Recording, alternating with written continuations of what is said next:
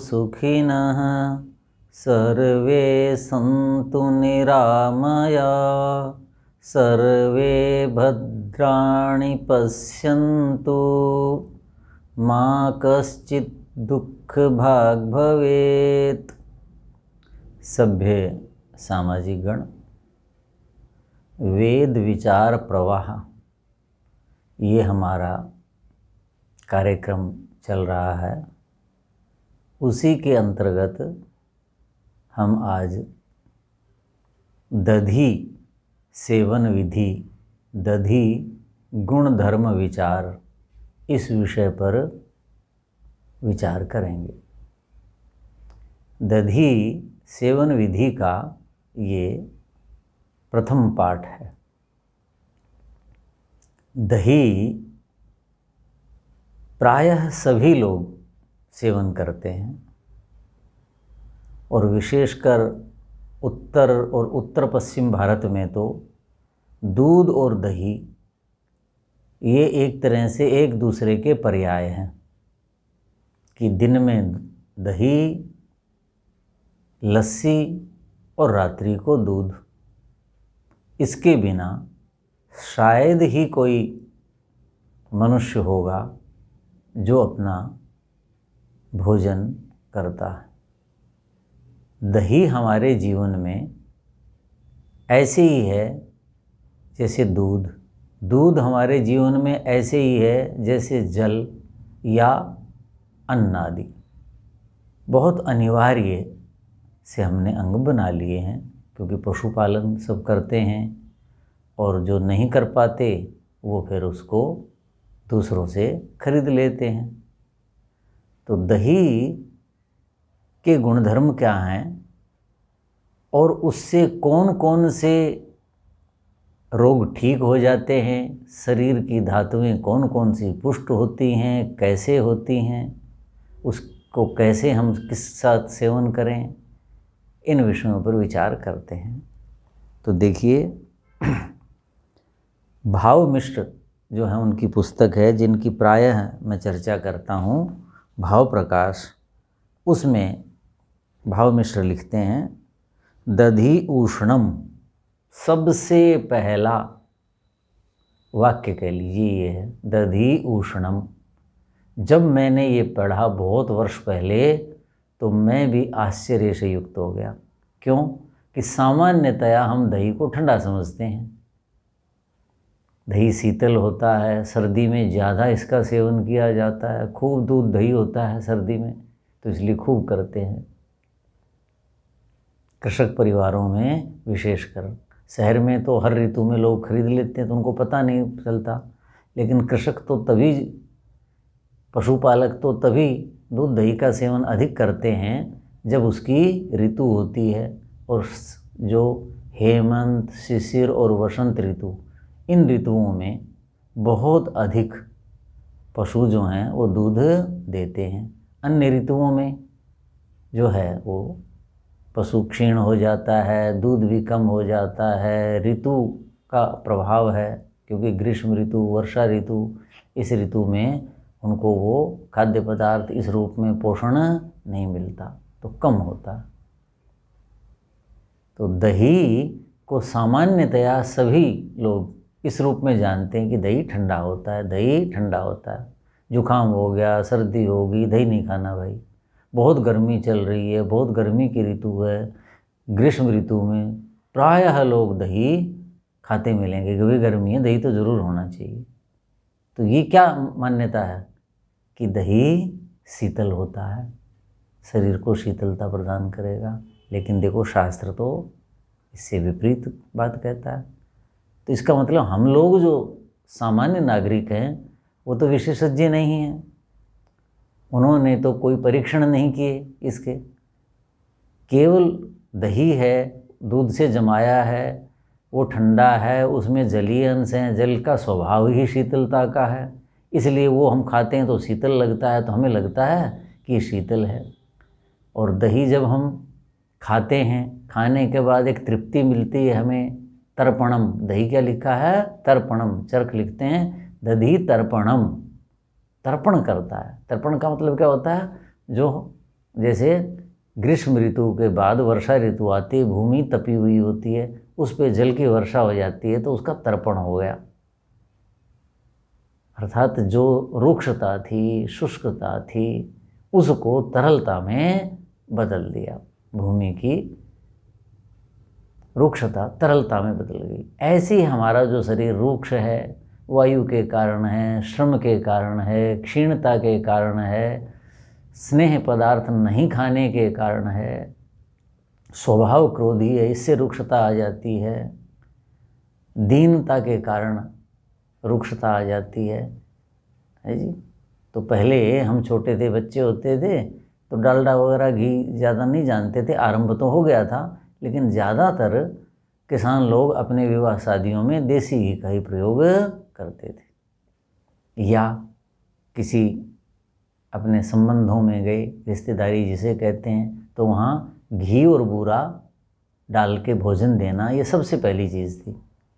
तो संयुक्त परिवार होते थे, रिश्तेदारियों में सब तो जा नहीं सकते, सब जा कर के रिश्तेदारियों में शादी में शामिल नहीं हो सकते। अब तो सैकड़ों हज़ारों लोग होते हैं शादियों में, पहले ऐसे नहीं था। भाई फलानी जगह तो इतने में से एक व्यक्ति चला गया, काम खत्म, उनके घर से एक आ गया, उस रिश्तेदारी से एक आ गया, हाँ बस ठीक है, ऐसे था। अब तो सब भर भर के जा रहे हैं। तो ये कहते भाई चलो इस बार 2-4 शादियां हैं, थोड़े शरीर जो है उसकी तरावट हो जाएगी, अर्थात शादियों में खूब घी और बूरा खाने को मिलेगी। घी, बूरा, चावल ऐसा खूब खाते थे। बाद में जब डालडा आ गया तो लोग लड्डू वगैरह, जिलेबी, तरह तरह की मिठाइयाँ बनाने लगे, वो खाने लगे लोग। लेकिन जो समझदार थे, अच्छे लोग थे, और विशेषकर आर्य समाज के जो लोग होते थे, तो कहा करते भाई इतनी कच्ची रोटी बनेगी, इतनी पक्की। तो पक्की रोटी उसको कहते थे जो हलवाई की बनाई हुई, यानी डालडा घी में, उस समय रिफाइंड तेल आदि नहीं थे, डालडा आता था तो उसमें बनती थी वो पक्की। कच्ची क्या होती थी कि चावल, बूरा और घी और उसके साथ दाल। अच्छा, गेहूँ जिस क्षेत्र का मैं हूँ उस क्षेत्र में गेहूँ नहीं होते थे, शुष्क इलाका है, किसी किसी के थोड़े बहुत होते थे। तो विशेष अवसर पर गेहूँ, मेहमान आ गया तो उसको गेहूँ की रोटी दी जाती थी। सामान्य लोगों को गेहूँ उपलब्ध नहीं था। तो क्या करते, जब विवाह में बूरा के साथ गेहूँ के फुलके, जैसे मांडे कहते थे, बहुत पतले पतले, कोमल कोमल देसी गेहूँ होता था, बहुत अच्छा स्वाद होता था। अब तो है ही नहीं, बीज ही नष्ट हो गए। अब तो गेहूँ है तो कुछ भी नहीं, तो मक्की जैसा है, कुछ भी नहीं है इसमें। वो तो बहुत बढ़िया चिकनी कोमल रोटी होती थी कि उसको दाल सब्जी की ज़रूरत न पड़े, ऐसा होता था। तो वो मिल जाता था। तो कहे भाई चलो रिश्तेदारी में 2-4 हो आओ, उससे शरीर में तरावट हो जाएगी। 2-4 विवाह मिल गए, उनमें पहले 3 दिन बारात रुकती थी, तो वो तो मेरे समय भी रुकती थी, हमें याद है। और उससे पहले कहते हैं 4-4 दिन रुकती थी। तो इतने समय कितना भोजन होगा, सारा घी वाला होगा। तो घी जो है वो क्या है, तर्पणम, वो तर्पण करता है, सारे रूक्ष अंगों को क्या करता है, तरलता देता है, स्निग्धता देता है। तो ये चीज़ है। तो दही जो है उसके लिए भी क्या लिखा है, तर्पणम, वो तर्पण तृप्ति देता है। तो गर्मी में दही खाने से शरीर के अंग कैसे हो जाएंगे, स्निग्ध हो जाएंगे, कोमल हो जाएंगे, उनके अंदर मांस आदि की वृद्धि होगी, तो वो कैसे हो गए, तृप्त हो गए। दही खाने से तृप्ति मिलती है, अंग प्रत्यंग इंद्रियां, उनका तर्पण होता है, अर्थात उनकी सिंचाई हो जाती है, उनकी रुक्षता समाप्त हो जाती है। तो ऐसे जब गुण देख करके लोगों ने क्या सोचा होगा कि भाई दही शीतल होता है। दही क्या होता है, शीतल होता है, इसलिए धारणा बनी होगी। तो देखिए, दधी उष्णम क्या लिखा है, दही क्या होता है, उष्ण होता है, गर्म होता है। तो ये ध्यान रखें आप बात। तो गर्मी की ऋतु में आगे आएगा भी, निषेध है इसलिए कि भाई नहीं। चलिए आगे, फिर कहते हैं दीपनम। हमें ग्रीष्म ऋतु में दही क्यों अच्छा लगता है ग्रीष्म ऋतु में आदान काल होता है, त्वचा के छिद्र खुल जाते हैं, जठराग्नि मंद हो जाती है। मंद हो जाती है तो दही खाने से, दही क्या करता है, रुचि पैदा करता है, तर्पण देता है, और दही भोजन में रुचि बढ़ाता है। इसलिए हम ग्रीष्म ऋतु में दही का सेवन बहुत करते हैं, अच्छा लगता है। इसलिए नहीं कि वो शीतलता देता है। शीतल तो हम इसलिए लगता है क्योंकि उसमें जलीय अंश है और वो खाते समय शीतल देता है। लेकिन दही जो है वो जब उसका विपाक होगा तो वो उष्ण विपाक है, उसका गर्मी देता है खाने के बाद। आप देखिए, मुझे याद है कि हम छोटे थे, अब देखते थे, और किसान परिवारों को देखते हैं, अब भी देखते हैं, जिनके यहाँ बहुत खेती बाड़ी पशुपालन मशीनें इतनी थी नहीं, तो इतना कार्य होता था कि भोजन का समय नहीं होता था। 2 बार मुश्किल से कोई भोजन बनाते थे, 3 बार का तो कोई मतलब ही नहीं। फिर भी कोई खिचड़ी दलिया ये वो बाकली बना दी और कुछ बना दिया, रोटी बना दी मोटी मोटी, घी दूध के सहारे ही ज़्यादा रहते थे बच्चे। तो हमें याद है, मुझे भी याद है, मैं बहुत छोटा था जब हमारे दादाजी बहुत किसान थे, सब कुछ थे, तो रोटी तो सर्दी में कब बनती है, 10-11 बजे बनती है। उस समय भोजन करते हैं सब लोग सर्दी में, और सायंकाल फिर सूर्यास्त के समय बस 2 बार ही होता है, दिन छोटा ही होता है। तो बच्चे जो हैं, मान लो जिन्होंने शाम को सूर्यास्त के समय 5:30-6 बजे भोजन कर लिया, वो सवेरे 9-10 बजे तक कैसे रहेंगे, 9 तो बज ही नहीं सकते थे। 9 बजे तो उनको भोजन मिलता था जो स्कूल जाते थे, 9:30 स्कूल लगता था हमारा, तो 10 बजे 11 बजे भोजन मिलता था। जब तक सारे काम, खेती बाड़ी, पशुपालन, पशुओं का चारा खेत से आ गया है, सब उनको दे दिया, उसके बाद सब साफ सफाइयाँ, पानी, सब कुछ कर करके तब भोजन बनता था। तो बच्चा तो भूखा हो जाएगा, बच्चे को तो बहुत भूख लगती है। तो हमें याद है, अरे इतनी लंबी रातें, बोलो 5:30 बजे अंधकार शुरू हो जाता है हेमंत ऋतु में, और प्रातःकाल 7:30 तक, 7:15 तक अंधेरा रहता है। आप लगा लो कितने घंटे का, 14 घंटे, 14 घंटे की रात होती है। तो बच्चे कितनी देर सोएंगे, तो जल्दी उठ जाते थे। कृषक परिवारों में तो क्या होता था, बहुत काम होता था, तो 4 बजे उठ के काम करना पड़ता था।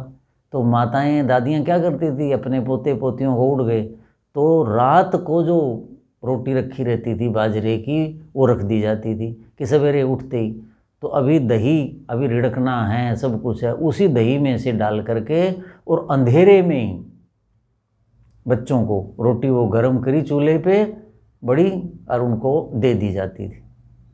यदि ये शीतल होता तो सवेरे उठा है बच्चा, ठंडा मौसम है, अब तो सर्दी होती नहीं है। हम जब छोटे होते थे तो हमें याद है, हमारे तालाब के ऊपर बर्फ़ की परत जमी रहती थी। इसका मतलब शून्य, बर्फ़ कब जमती है, जब तापमान शून्य से नीचे हो जाएगा, शून्य पर आ जाएगा। ऐसे ध्यान है, छोटे मटके होते थे बाहर कहीं रखे हुए, उनमें बर्फ़ जम जाया करती थी।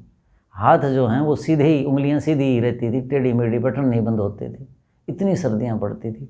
फिर भी देखो, दादी अपने पोते पोतियों को, कि उनकी माँ तो काम कर रही है,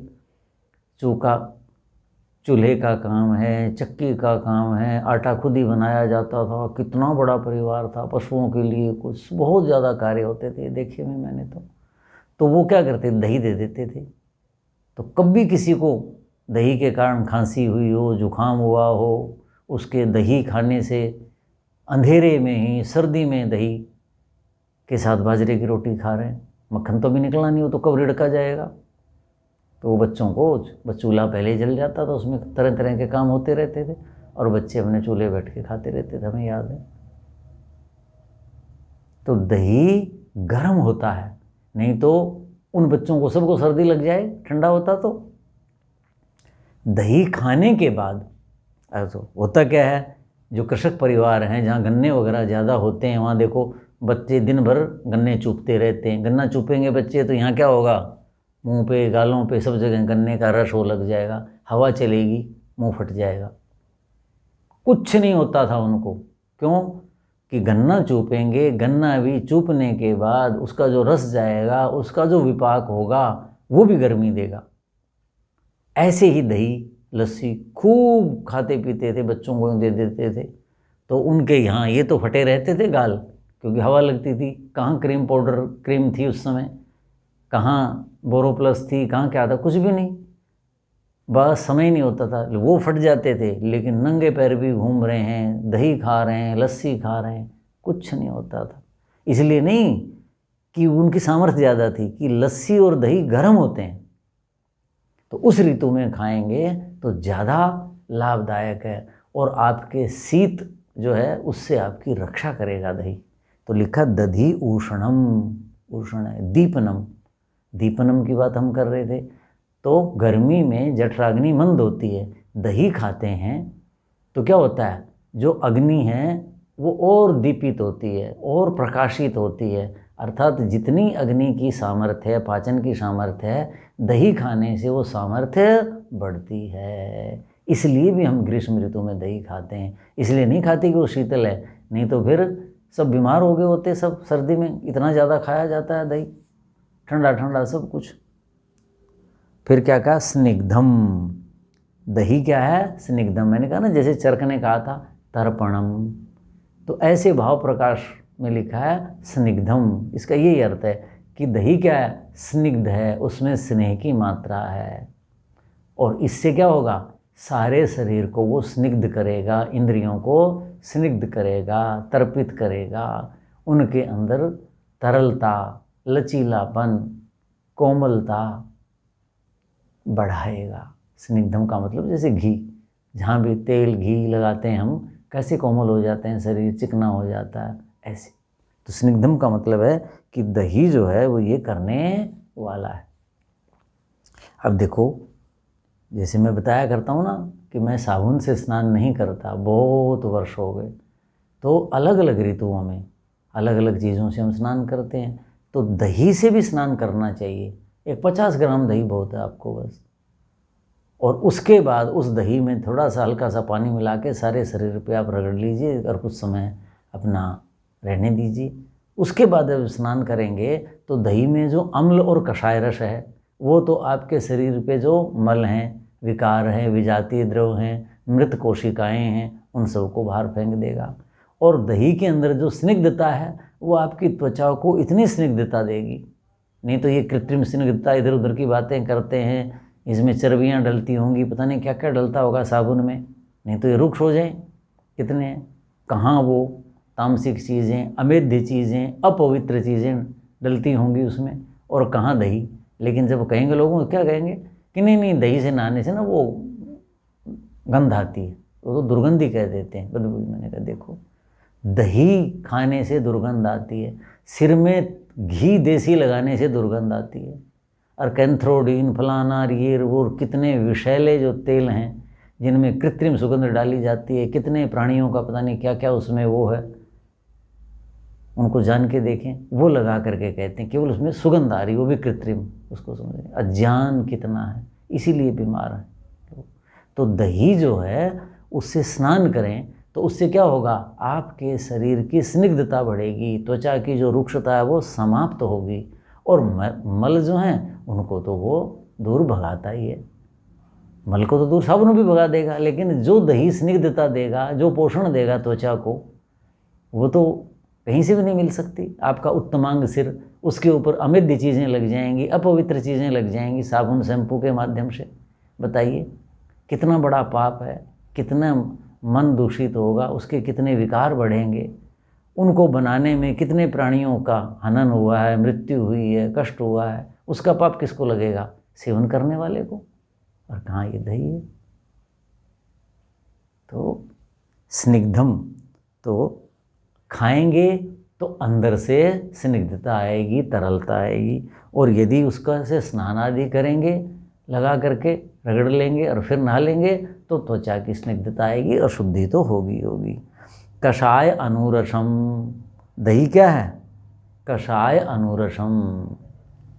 अब देखिए, दूध पीते हैं, उसके पीने के बाद भी आप मुंह कैसे करते रहते हैं, अंदर मिठास रहती है। जैसे आम खाया, केला खाया, उसके बाद क्या रहता है, आपको ऐसा मिठास रहता है।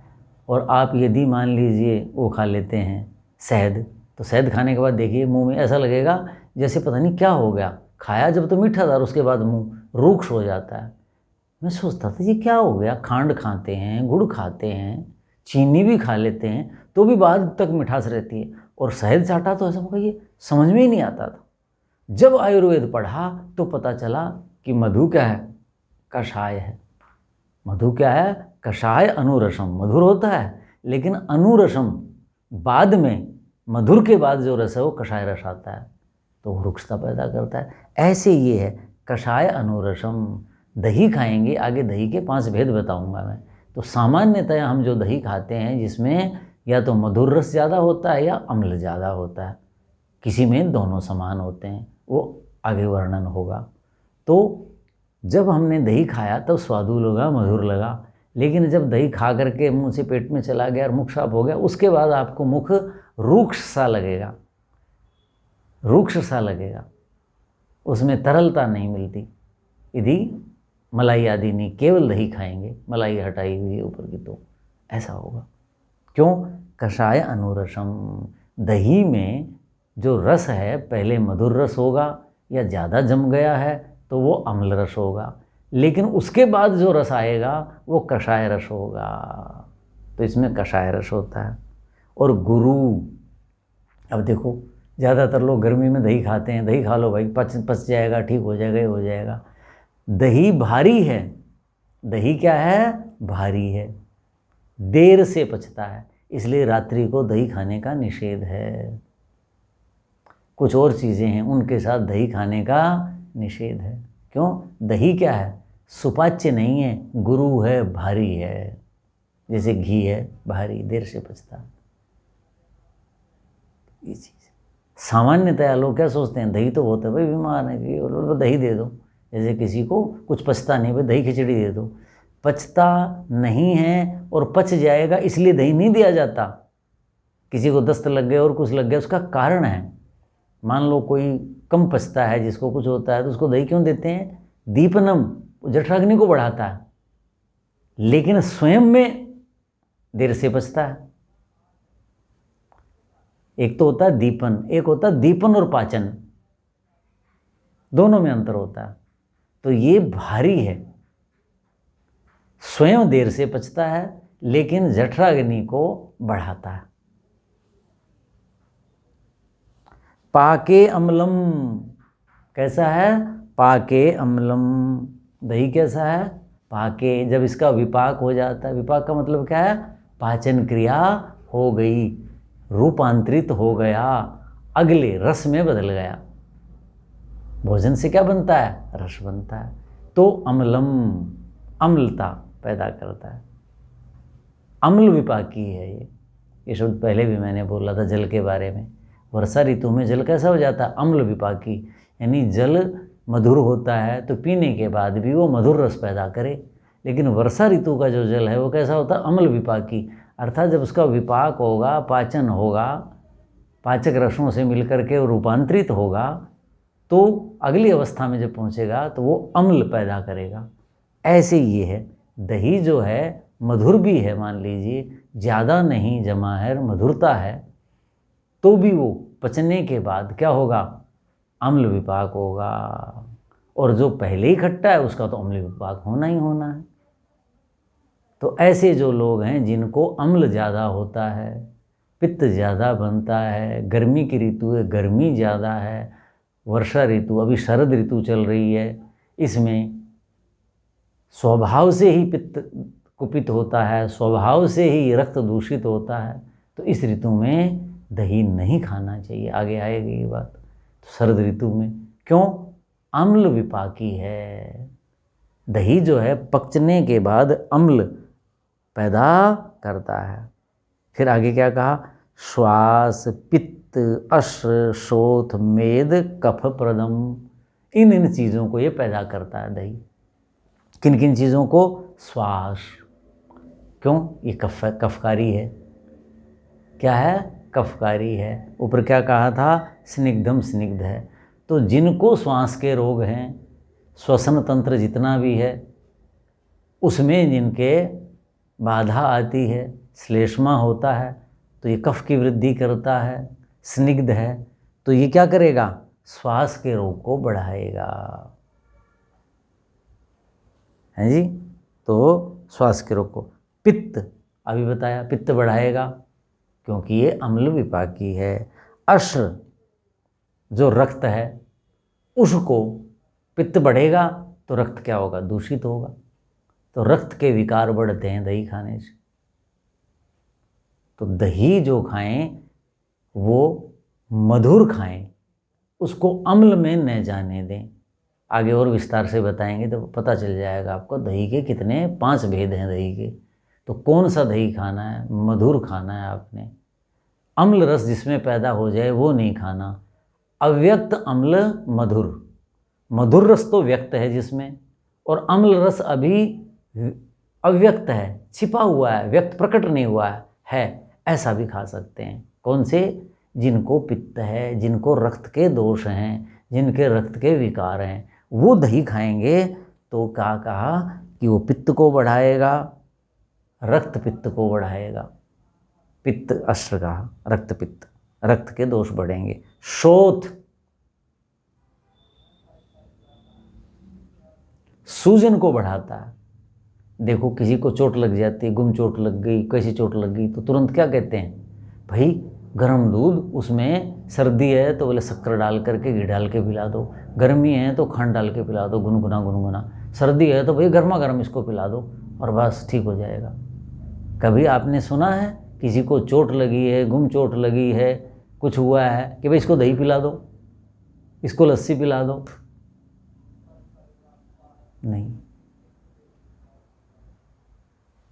तो दही जो है, जिनको भी चोट लगी हुई है, जो भी शरीर के, जैसे किसी को प्लस्तर हो गया है, किसी को घाव हो गया, कुछ हो गया है, मैं देखता हूँ हॉस्पिटलों में किसी से मिलने गए, भोजन आया, देख रहे हैं उसमें सारा भोजन है दही रहता है, तो मैं कहा करूँ, अरे ये क्या कर रहे हो भाई, आपको तो ये सूजन पैदा करेगा, पश पैदा कर देगा, बहुत देर से घाव भरेगा